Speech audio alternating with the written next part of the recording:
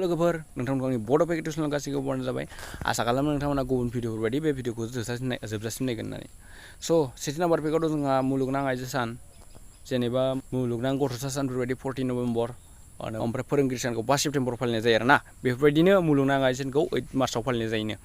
ओमफ्राय नैथि नाम्बार पेकआव दं चाइनायाव थानाय बांसिन मानसिफोरानो 20% जौखोन्दोखौ बिफांखौ 20% जौखोन्दो बिफांखौनो माने मुलि बानायनायाव बाहायनाय जायोनो जोंनाबो बाहायो खमै बाहायो खिन्थु 20% जौखोन्दो चाइनायाव बिफांखौ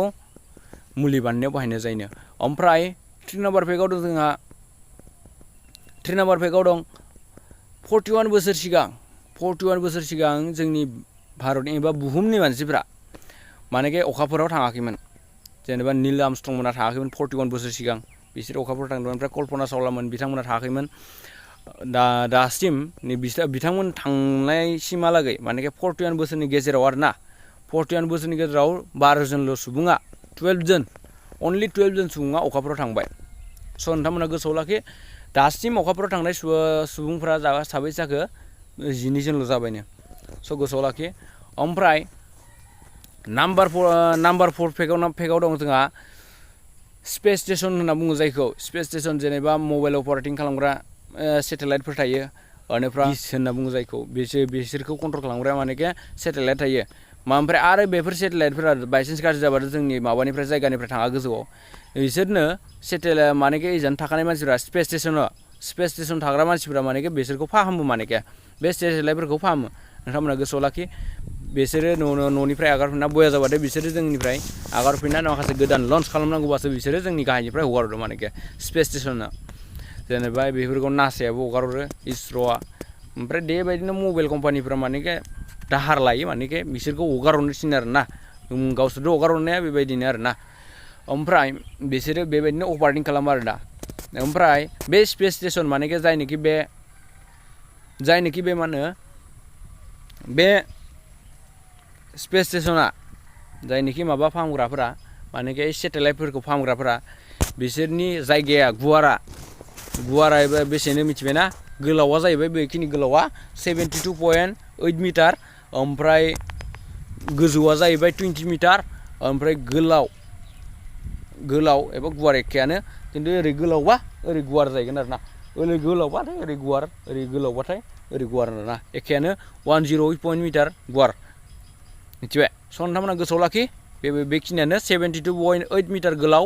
ओमफ्राय गोजौआ जाहैबाय 20 मिटार बेनिफ्राय गुवारा जाहैबाय 108.5 मिटार नोंथांमोना गोसोआव लाखि जोंनि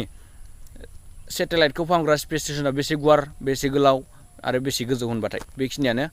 ओमफ्राय 5 नाम्बार पेकआव दं नोंथांमोना बयनिख्रुइबो मस्ट इम्परटेन्टसिन गुगोल होननाय गुगोल कम्पानि होनना बुङो जायखौ जोङो एन्सार कुइसन नागिरबाबो मोनो गुगोलाव जोङो जायखिजाया जों एन्सारखौ नागिरनो गोनांबानो जोङो गुगोलनि हेफाजाब लायो नङा होमबा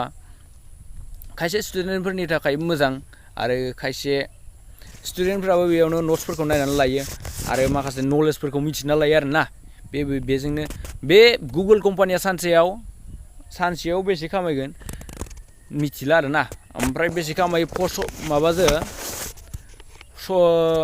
1 सेकेन्डआव होदो बेयाव आं नोंथांमोननो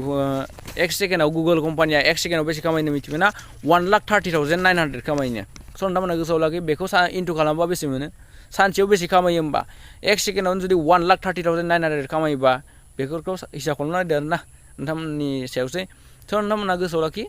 गुगोला 1 सेकेन्डआव 1 लाख मानेके 1,30,900 खामायो आरो स' नोंथांमोना भिडिअखौ मोजां मोनोबा लाइक खालाम आरो चेनेलखौ साबस्क्राइब खालाम आरो जेसेयागौ लोगोफोरनो शेयार खालाम आरो चेनेलखौ साबस्क्राइब खालाम आरोना आं बेबायदिनो गोदान नलेज लानानै नोंथांमोननो खोन्थाबाय थागोन आरो नोंथांमोना जेसेयागौ लोगोफोरनो शेयार खालाम आरोना ओमफ्राय नोंथांमोना आंनो कमेन्टआव बुंहरलाय गुगोला होमबा सानसेयाव बेसे खामायो 1 सेकेन्डआव जुदि 1,30,900 खामायोबा गुगोला सानसेयाव बेसे खामायो नोंथांमोना हिसाब खालामना आंनो एन्सारखौ स' कमेन्टआव बुंहर स' दिनैनि भिडिअआ बेखिनियानोसै स' नोंथांमोना उनाव लोगो मोनफिनगोन बा